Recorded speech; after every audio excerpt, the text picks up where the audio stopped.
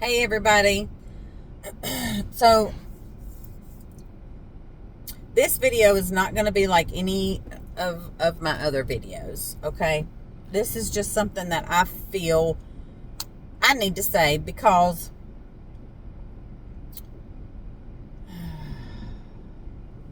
Satan is attacking me. And if you are out there, if you are a person who don't believe that Satan is real and the devil is real, let me just tell you, he is. Okay?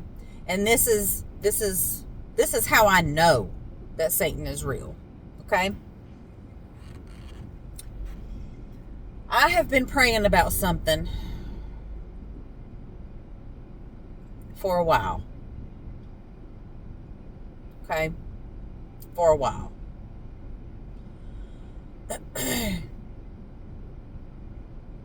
I've been praying for something for a while.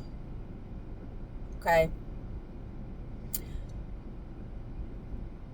On the 14th, I woke up and the whole side of my left face was swollen. It hurt. My whole side of my face was throbbing. Well, it had to do with my wisdom tooth down here on the bottom, on the left side of my face. My gum was so swollen, it looked like it was coming over my back molar. Okay. So I went to urgent care because dentist wasn't open. Got put on antibiotics because apparently it was swollen. My gum was bleeding. All the yucky was just in there. Got put on antibiotics. Okay. Monday, 14th was a Sunday. Monday, the 15th, I went to an oral surgeon and they got me in that day. Thank God. Did an x-ray. The oral surgeon comes in and says, I am not comfortable with doing this surgery. Not. I have my wisdom tooth is inside of a cyst. Never heard of that, but apparently it's common. And then the major nerve that gives feeling to my face, the roots of my wisdom tooth are in that nerve. The oral surgeon says, and the reason why she was not comfortable with doing the surgery was because she was a stand-in doctor while the regular doctor was out recouping from surgery. And so she said, the reason I'm not comfortable with this surgery is because, one,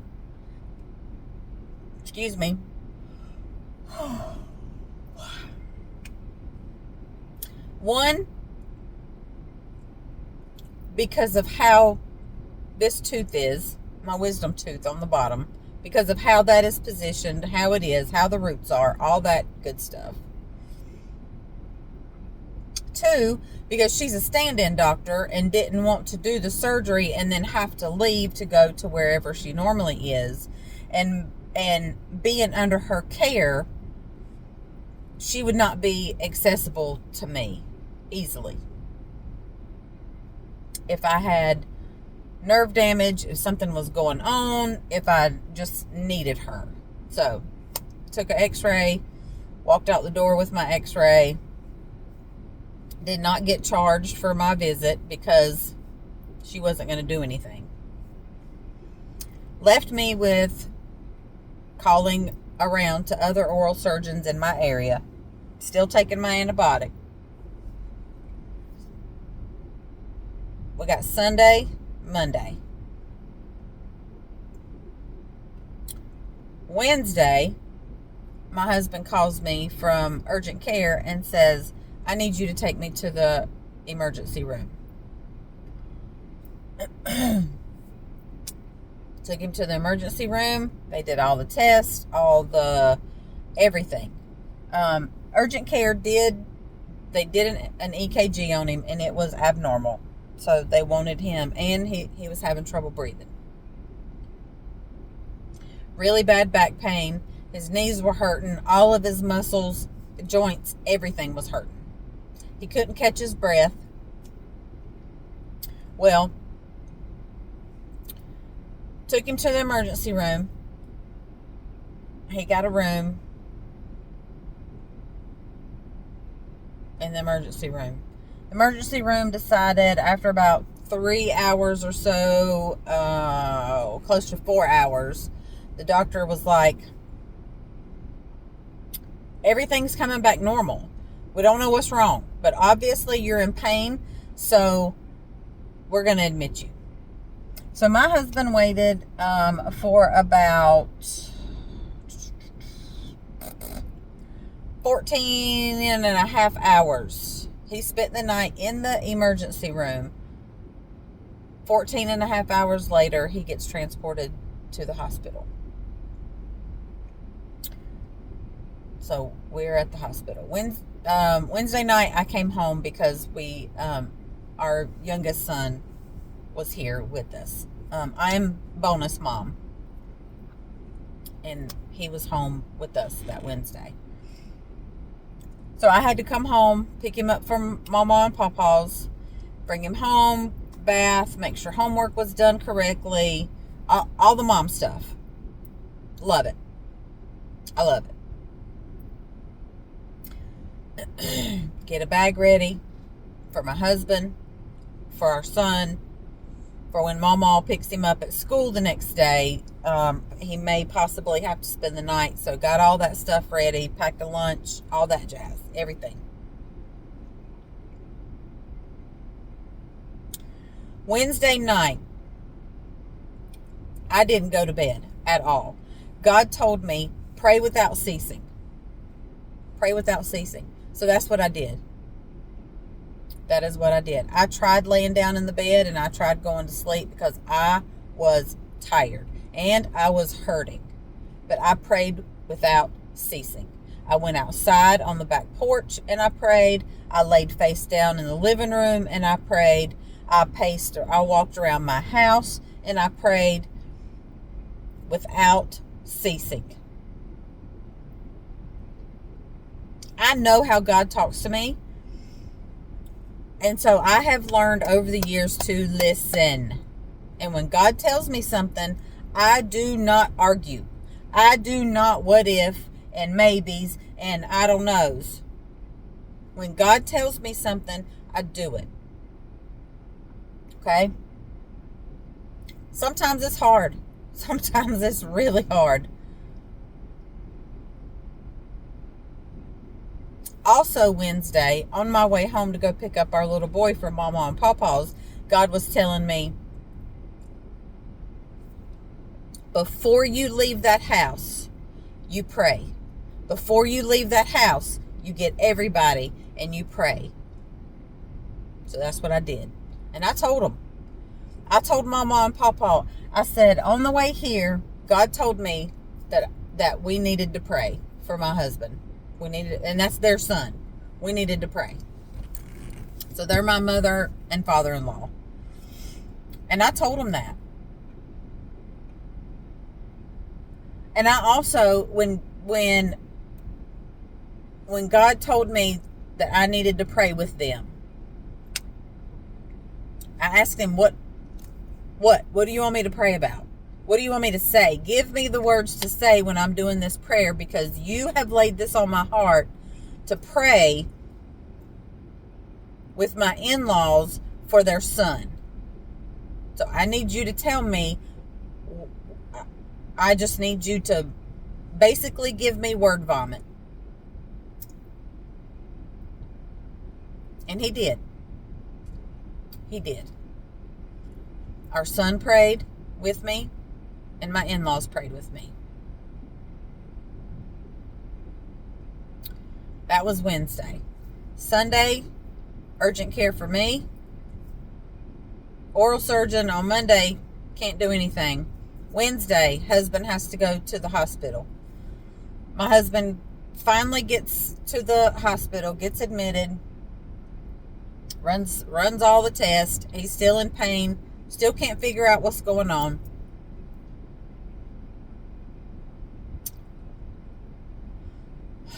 They wanted to keep him longer, but we asked because we had planned weeks ago to have our youngest son's birthday party that Friday. He was with us for the long weekend. That's when we planned on having his birthday party, was on Friday. We talked to the doctor. We talked the doctor into letting us come home on Friday. One, they couldn't treat him for anything because nothing was coming back abnormal. Honestly, that was the main reason why she let us come home. That was it.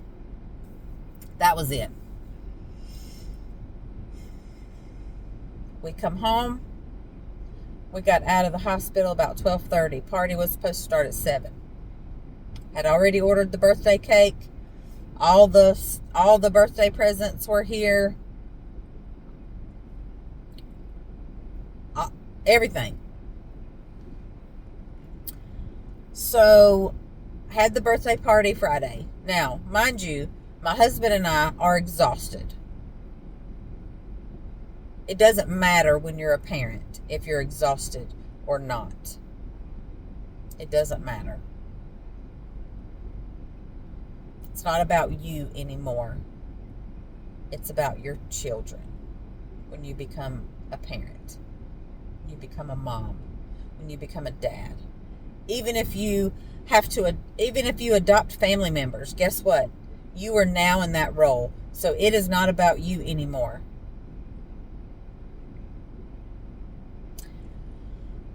Friday, have the birthday party. Saturday, we have a soccer game. That's normal. We have soccer games on Saturdays. But Saturday night, or was it Sunday? I don't remember. My husband gets an alert on the whole charts thing that he has some test results came back abnormal. Well, turns out he has had the SARS-CoV-2 variant or virus or whatever it is. And that's the one that people have died from. Okay? That explains the muscle aches. That explains the not being able to catch his breath. That explains abnormal EKG. That explained everything going on with him. Sanitizing. Keeping everything clean. Washing everything. When people when we have sickness in our house, I clean. Bed sheets and stuff get washed anyway. They get washed an extra time. Lysol comes out. Disinfectant wipes come out. I spray everything from the fan pulls to light switches to doorknobs to refrigerator handle, freezer handle, all the knobs in the kitchen, faucets, you name it, it gets cleaned. It gets sanitized. It gets sprayed. Okay?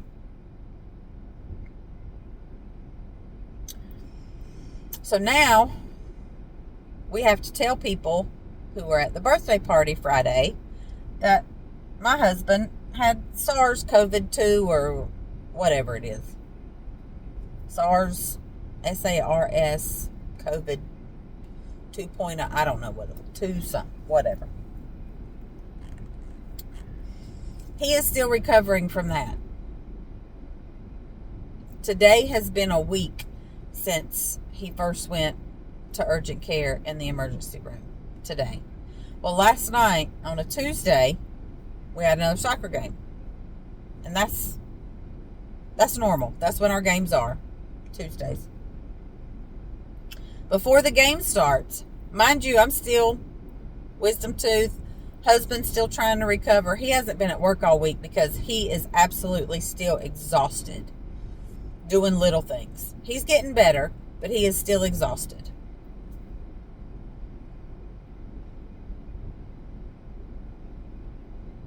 And honestly, I am too. I am too. But at the soccer game last night, I am sitting there talking to our youngest son's mom to my left. Game's about to start. The other team is warming up, and for whatever reason, they kick a ball, and it hits me in the face. Right here. Right here. Because I'm looked to the left, hits me in the face. And I lose consciousness. Yeah. From a soccer ball to the face, I lost consciousness. For roughly 5 minutes or so. Had to get one of those neck collars on because paramedics thought, well, maybe from the way, and it was a hard kick. I don't know who in the world kicked this ball or where they were kicking it to. I didn't see it. I didn't see it. I saw the ball. I remember it hitting me, but that was it. And then I remember coming to and looking in my husband's face and him calling my name. That's what I remember. He was standing behind me, a couple of feet behind me. That's where he stands during soccer games. I lost consciousness. Paramedics, instead of just checking me out in the ambulance and letting me go, I had to go to the emergency room because I lost consciousness. I did not fall out of my chair or anything like that. And paramedics were like, well, maybe it's because you had your head turned. You got hit so hard with the soccer ball that it did something to that pressure point in your neck. Don't know. Missed the soccer game. They won. Whoop, whoop. 3-0. But spent 2.5 hours in the emergency room. Got a CAT scan. Everything looks good. I do have a concussion. This side of my face is really sore. Nothing is broken though. It's just sore. All of that being said, the devil is real. Okay? He is real.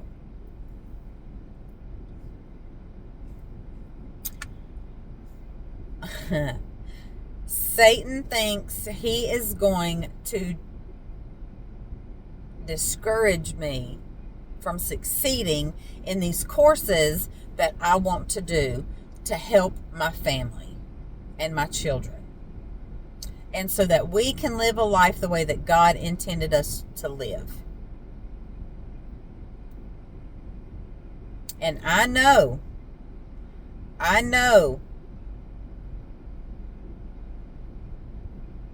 that all of this is happening because of me praying for months on end about something. I have learned to step out of God's way, to get out of my own way, and let Him move the way that only He can move. I have faith like a mustard seed. Now, I'll tell you this too. Mustard seed. And I heard this on somewhere. It's not that you have to have faith. You have to have faith. The Bible says have faith like a mustard seed. However, did you know that a mustard seed, once it takes over everything. It will take things down. It will take over plants. It will take over. That's what having faith like a mustard seed to me is meant for. Not only is it teeny tiny, and you need faith, just that little bit of teeny tiny faith, but also believe that faith is going to take over like a mustard seed. You have faith like a mustard seed, you can move mountains. That's because that mustard seed will take over. It will move mountains.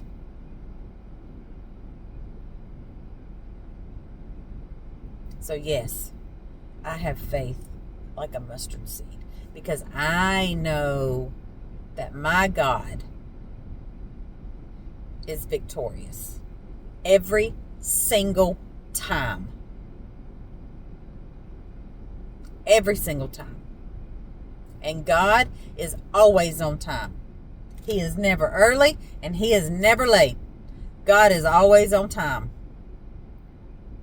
Always has been, always will be.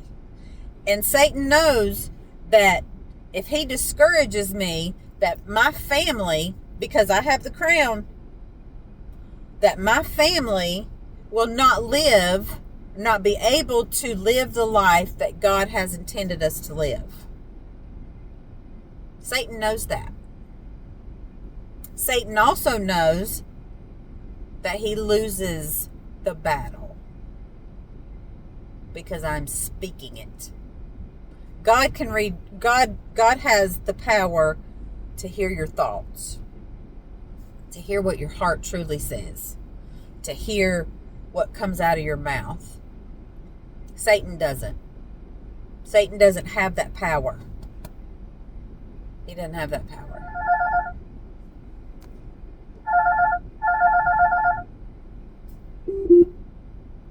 He doesn't have that power. Satan can only hear what you speak. So that's why when you hear people say, keep your mouth shut, so the devil don't know, one, what you're afraid of, what's going on in your life. That's why you hear people saying, don't talk about your problems to Billy Bob Joe and Tom, Dick, and Harry and all the cackling hens wherever. You don't talk about them because Satan hears them. And guess what? If he can discourage you, if he can get you to a point where you are just done, with no hope, with no encouragement, with nowhere else to go, or you think that, then he's got you.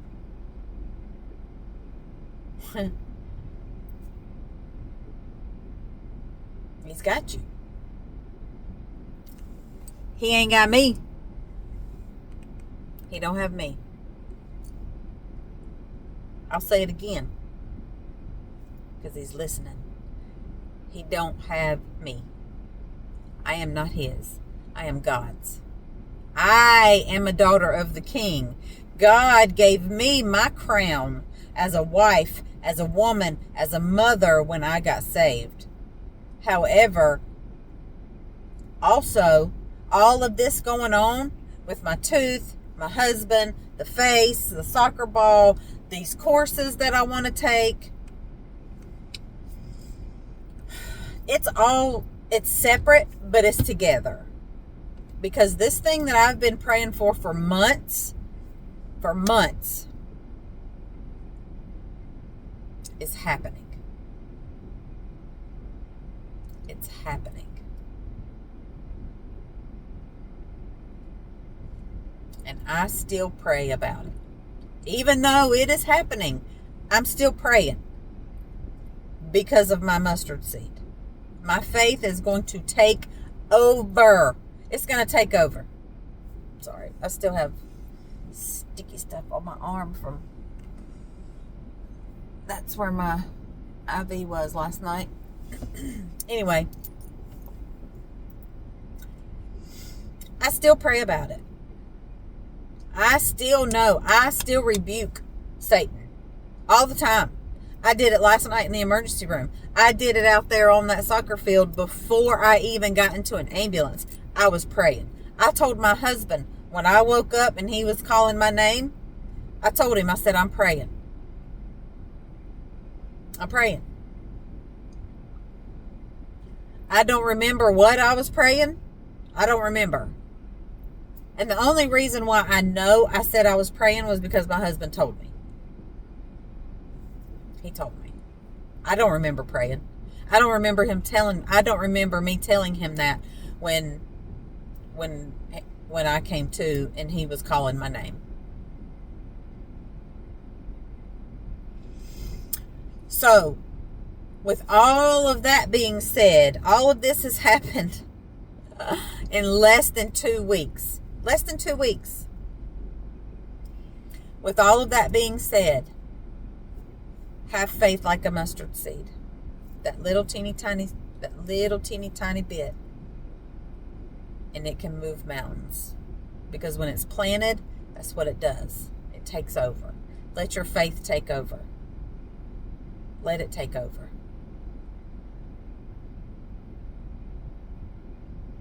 God didn't say this walk with him was going to be easy. No, he said it's going to be worth it. And 2, a lot of people say, God don't give you anything more than you can handle. Wrong, sister. Wrong. God does give you more than you can handle. You want to know why? So you turn to him to get through it.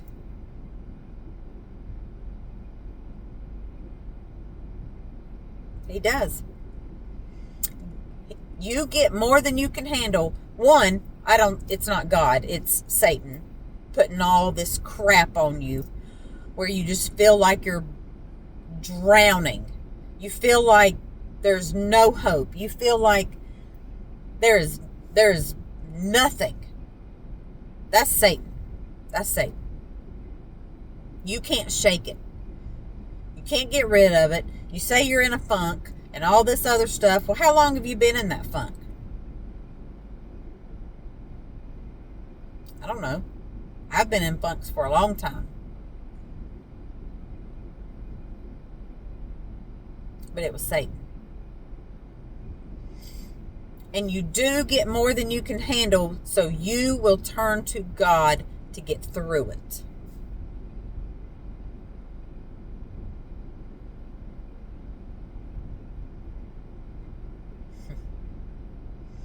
How special is that?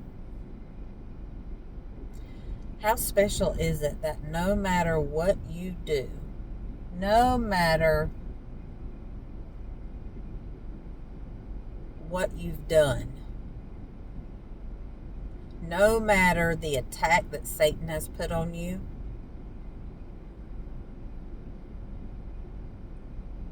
my God says, straighten it up, honey.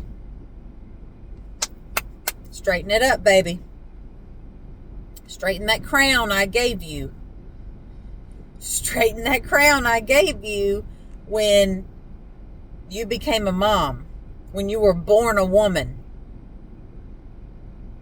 Straighten that crown, honey, because guess what? It's about to go down, and I got you back. Straighten the crown. Put on my armor, not yours. God says put on my armor. Mine. Do I have something in my teeth? No. God says put my armor on and let's go. Let's go. When I can get to these courses, because this is just temporary. All of this crap that Satan has thrown on me and my family and my husband, when all of this is gone, because it's leaving, I'm speaking it, and Satan hears me. It's gone. It's gone. It's gone. This weekend, while I'm recouping from having my wisdom teeth taken out, I'm going to start working on these courses, and I'm going to start succeeding, and I am speaking it now. And that's why people say speak it into existence. Because guess what? Satan hears you. Satan hears you. And he's going to be like, nah, sis. See, I want you broken. I want you to question every decision you have ever made. I want you to doubt God. I want you to argue. I want you to fight. I want you to fight with your kids. I want you to fight with your family. I want you to fight with your spouse.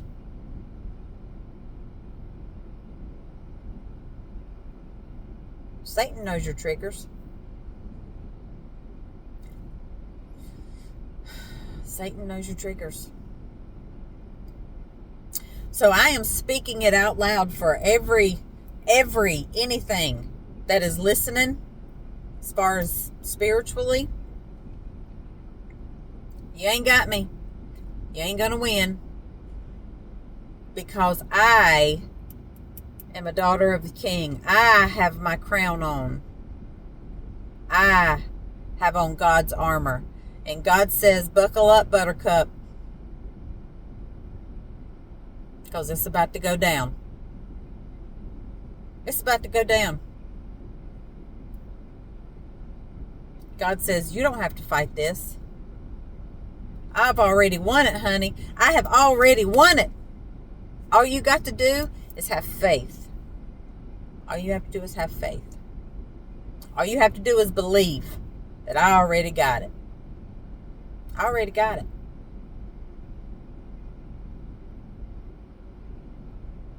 Is following God easy? Nope. But you know what? I wasn't made to fit in. Let me say it again. I was not made to fit in. I was not made to go with the crowd. I was not made to be a follower. I was made to be a leader. And that's what I'm going to do. That's what I'm going to do. My crown's on. It ain't going nowhere. It ain't going nowhere. I got the body of Jesus Christ on me.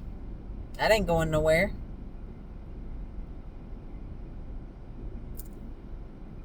And God's got me.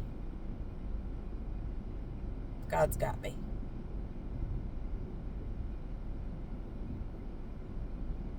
So, stay tuned, because you never know what's coming.